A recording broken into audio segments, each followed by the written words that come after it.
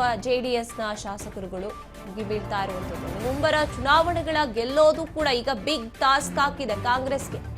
GBA ಚುನಾವಣೆ ಆಡಳಿತಾರೂಢ ಕಾಂಗ್ರೆಸ್ಗೆ ಪ್ರತಿಷ್ಠೆ, ZPTP ಚುನಾವಣೆ, ನಿಗಮ ಮಂಡಳಿಗಳ ಅಧ್ಯಕ್ಷರ ಬದಲಾವಣೆ, ಇದರ ನಡುವೆ ಧಾರವಾಡ ಹಿರಿಯೂರು ಉಪಕದನ ಕೂಡ ಇರುವಂತದ್ದು.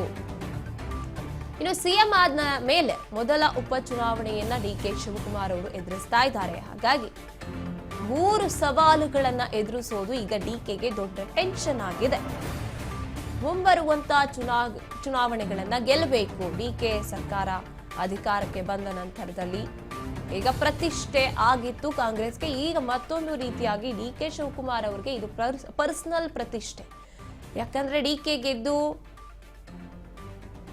ಆಮೇಲೆ ಅವರು ಪ್ರೂವ್ ಮಾಡಬೇಕಾಗತ್ತೆ, ನನ್ನ ಸರ್ಕಾರ ಇದ್ದಂತಹ ಕಾರಣದಲ್ಲಿ ಅಂದ್ರೆ ಕಾಲದಲ್ಲಿ ನಾನು ಗೆಲ್ಲೋದಕ್ಕೆ ಕಾರಣೀಭೂತನಾದೆ. ಧಾರವಾಡ ಹಿರಿಯೂರು ಉಪಕದನಗಳನ್ನ ಜೊತೆಗೆ GBA ಎಲೆಕ್ಷನ್ ಈಗ ಸಾಕಷ್ಟು ಸದ್ದು ಮಾಡ್ತಾ ಇರುವಂತದ್ದು. GBA ಎಲೆಕ್ಷನ್ ಇನ್ನೇನು ಹತ್ರ ಇದೆ GBA ಎಲೆಕ್ಷನ್. ಹಾಗಾಗಿ ಗೆದ್ದೆ ಅನ್ನುವಂತ ಬೀಗಬೇಕು DK ಅಂಡ್ ಗ್ಯಾಂಗ್. ಅಂದ್ರೆ ಗೆಲ್ಲೇಬೇಕಾಗತ್ತೆ, ಕಸರತ್ತನ್ನ ಹೂಡಲೇಬೇಕಾಗತ್ತೆ. ಇನ್ನು MLC ಎಲೆಕ್ಷನ್ ಅದರಲ್ಲಿ ಪ್ರೂವ್ ಮಾಡಿಕೊಂಡ್ರು DK ಶಿವಕುಮಾರ್ ಅವರು ತಾವೇನು ತಮ್ಮ ಸ್ಟ್ರಾಟರ್ಜಿಗಳನ್ನ ಎಷ್ಟರ ಮಟ್ಟಿಗೆ ವರ್ಕ್ ಆಗೋ ರೀತಿ ಪ್ಲಾನ್ ಮಾಡ್ತೀವಿ ಅಂತ. 5ಕ್ಕೆ 5 ಗೆದ್ದ ನಂತರದಲ್ಲಿ ಅವರು MLC ಎಲೆಕ್ಷನ್ ಅಲ್ಲಿ ಪ್ರೂವ್ ಮಾಡಿದ್ರು. ಈಗ ಮತ್ತೆ 3 ಸವಾಲನ್ನ ಗೆದ್ದು ಬೀಗಬೇಕಾಗುತ್ತೆ. ಈ ಬಗ್ಗೆ ಹೆಚ್ಚಿನ ಮಾಹಿತಿಯನ್ನು ನಮ್ಮ ಪ್ರತಿನಿಧಿ ಬಸವರಾಜ್ ನೀಡ್ತಾ ಹೋಗ್ತಾರೆ. ಎಸ್ ಬಸವರಾಜ್, DK ಸರ್ಕಾರಕ್ಕೆ ಈಗ 3 ಸವಾಲುಗಳು ಇರುವಂತದ್ದು. ಒಂದ್ ಕಡೆ ಪ್ರತಿಷ್ಠೆಯನ್ನ ಗೆಲ್ಲಲೇಬೇಕು, MLC ಎಲೆಕ್ಷನ್ ಗೆದ್ದು ತೋರಿಸಿದ್ದಾಯ್ತು, ಸ್ಟ್ರಾಟಜಿ ಪ್ಲಾನ್ ಮಾಡಿದ್ದಾಯ್ತು. ಈಗ GBA ಮತ್ತೊಂದು ರೀತಿಯಾಗಿ ಪ್ಲಾನ್ ಮಾಡಲೇಬೇಕಾಗುತ್ತೆ. ಇನ್ನು 3 ಸಮಸ್ಯೆಗಳನ್ನು ಯಾವ ರೀತಿ ಪರಿಹಾರ ಮಾಡ್ಕೊಂಡು ಹೋಗ್ತಾರೆ DK ಅಂತ? ಗಾಯತ್ರಿ, ಸಿಎಂ DK ಶಿವಕುಮಾರ್ಗೆ ಅವರ ಒಂದು ಸರ್ಕಾರದ ಆಡಳಿತದಲ್ಲಿ ಬಹಳ ದೊಡ್ಡ ಮಟ್ಟಿಗೆ ಮೊದಲಿಗೆ ಕೂಡ ಸಾಲು ಸವಾಲುಗಳು ಕೂಡ ಎದುರಾಗ್ತಾ ಇದ್ದಾವೆ. ಅವುಗಳನ್ನ DK ಶಿವಕುಮಾರ್ ಅವರು ಯಾವ ರೀತಿ ನಿಭಾಯಿಸ್ತಾರೆ ಅನ್ನುವಂಥದ್ದು ಬಹಳ ತೀವ್ರ ಕುತೂಹಲಕ್ಕೆ ಎಡೆ ಮಾಡಿ ಕೊಡ್ತಾ ಇದೆ. ಯಾಕಂತಂದ್ರೆ DK ಶಿವಕುಮಾರ್ ಅವರ ಕನಸಾಗಿತ್ತು ಸಿಎಂ ಆಗ್ಬೇಕು ಅನ್ನುವಂತ ನಿಟ್ಟಿನಲ್ಲಿ. ಈಗ ಅವರ ಕನಸಿನಂತೆ ಕೂಡ ಸಿಎಂ ಆಗಿದ್ದಾರೆ.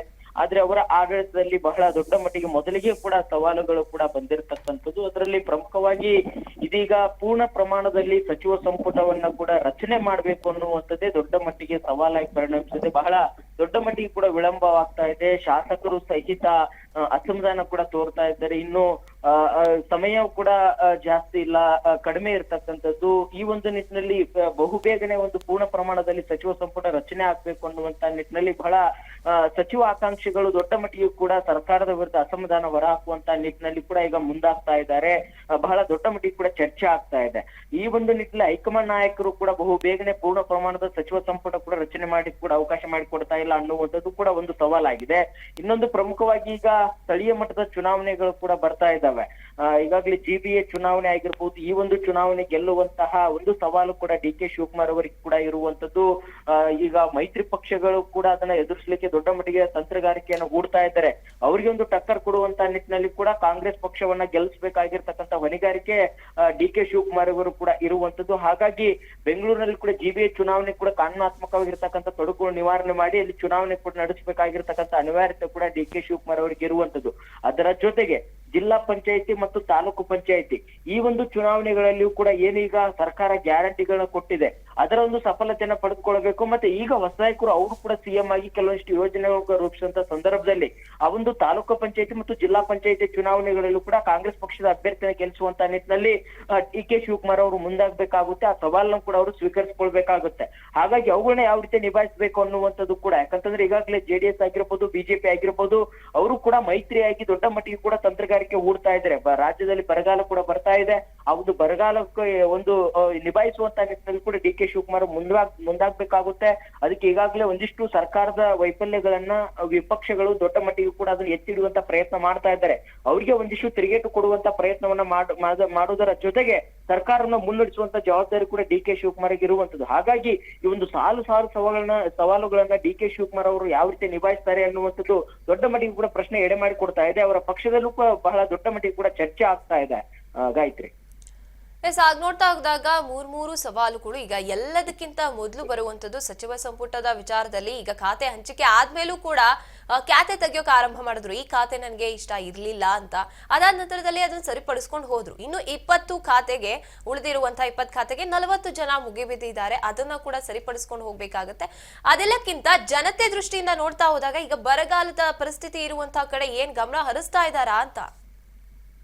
ಖಂಡಿತ ಗಾಯತ್ರಿ, ಒಂದ್ ಕಡೆ ಈಗ ಸಚಿವ ಸಂಪುಟ ಪೂರ್ಣ ಪ್ರಮಾಣದಲ್ಲಿ ರಚನೆ ಮಾಡುವಂತದ್ದೇ ದೊಡ್ಡ ಮಟ್ಟಿಗೆ ಸವಾಲಾಗಿ ಡಿ.ಕೆ. ಶಿವಕುಮಾರ್ ಅವರಿಗೆ ಇರುವಂತದ್ದು. ಯಾಕಂತಂದ್ರೆ ಉಳಿದಿರುವಂತಹ ಕಡಿಮೆ ಸ್ಥಾನಗಳಿಗೆ ದೊಡ್ಡ ಮಟ್ಟದಲ್ಲಿ ಕೂಡ ಆಕಾಂಕ್ಷಿಗಳ ಪಟ್ಟಿ ಇದೆ.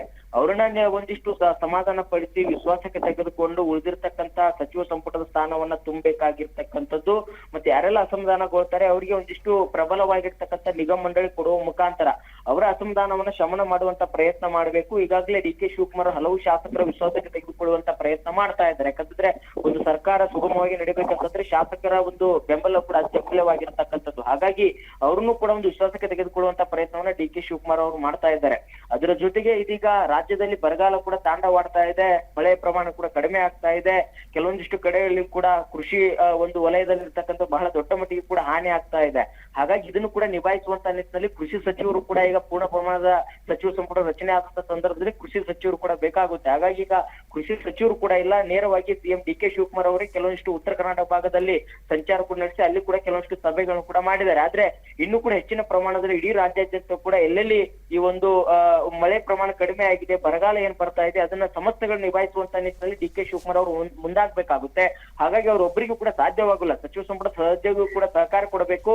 ಈ ಒಂದು ನಿಟ್ಟಿನಲ್ಲಿ ಪೂರ್ಣ ಪ್ರಮಾಣದ ಸಚಿವ ಸಂಪುಟ ರಚನೆ ಆಗ್ಬೇಕು ಅನ್ನುವಂತ ನಿಟ್ಟಿನಲ್ಲಿ ಹೈಕಮಾಂಡ್ ನಾಯಕರಿಗೂ ಕೂಡ ಡಿ.ಕೆ. ಶಿವಕುಮಾರ್ ಅವರು ಕೂಡ ಮನವಿ ಮಾಡಿಕೊಳ್ತಾ ಇದ್ದಾರೆ ಅನ್ನುವಂತ ಮಾಹಿತಿ ಇದೆ. ಅದಕ್ಕೆ ಅವರು ಸ್ಪಂದಿಸಿ ಸದ್ಯದಲ್ಲೇ ಒಂದು ಸಚಿವ ಸಂಪುಟ ರಚನೆ ಮಾಡುವಂತ ನಿಟ್ಟಿನಲ್ಲಿ ಮುಂದಾಗ್ಬೇಕಾಗುತ್ತೆ. ಇಲ್ಲ ಅಂತಂದ್ರೆ ವಿಪಕ್ಷಗಳು ಕೂಡ ಈಗ ದೊಡ್ಡ ಮಟ್ಟಿಗೆ ಕೂಡ ಸರ್ಕಾರವನ್ನ ಪ್ರಶ್ನೆ ಮಾಡ್ತಾ ಇದೆ. ಕೃಷಿ ಸಚಿವರಲ್ಲಿ, ಉಳಿದಂತ ಶಿಕ್ಷಣ ಸಚಿವರಲ್ಲಿ ಹೀಗೆ ಹಲವು ರೀತಿಯ ಪ್ರಶ್ನೆಗಳು ಮಾಡ್ತಾ ಇದ್ದಾರೆ. ಹಾಗಾಗಿ ಅವುಗಳನ್ನ ಡಿ.ಕೆ. ಶಿವಕುಮಾರ್ ಅವರು ಯಾವ ರೀತಿ ನಿಭಾಯಿಸ್ತಾರೆ ಅನ್ನುವಂಥದ್ದು ಕಾದಷ್ಟು ನೋಡ್ಬೇಕಾಗಿದೆ ಗಾಯತ್ರಿ. ಧನ್ಯವಾದ ಬಸವರಾಜ್ ನಿಮ್ಮೆಲ್ಲ ಮಾಹಿತಿಗಾಗಿ. ಈಗ ಒಟ್ಟಾರೆಯಾಗಿ ಸಾಲು ಸವಾಲುಗಳು ಇರುವಂತದ್ದು ಡಿ.ಕೆ. ಶಿವಕುಮಾರ್ ಅವರಿಗೆ. ಅದನ್ನ ಯಾವ ರೀತಿ ನಿಭಾಯಿಸ್ತಾರೆ ಅನ್ನುವಂಥದ್ದು ಈಗ ಪ್ರಶ್ನೆ ಆಗುತ್ತೆ. ಇನ್ನು ಈ ಬರಗಾಲದ ಪರಿಸ್ಥಿತಿ ಇರುವಂತಹ ಕಾರಣದಲ್ಲಿ ಇನ್ನ ಖ್ಯಾತೆಯಲ್ಲೇ ಬ್ಯುಸಿ ಆಗಿದ್ದಾಗ ಹೇಗೆ ಈ ಕೃಷಿ ಸಚಿವರಾಗಿರ್ಬೋದು ಇದನ್ನೆಲ್ಲ ಪರಿಹಾರ ಮಾಡ್ತಾರೆ, ಇದು ಕೂಡ ಒಂದು ರೀತಿಯಾಗಿ ಪ್ರಶ್ನೆಯಾಗಿ ಉಳ್ಕೊಂಡಿದೆ. ಕಾದು ನೋಡ್ಬೇಕಾಗುತ್ತೆ.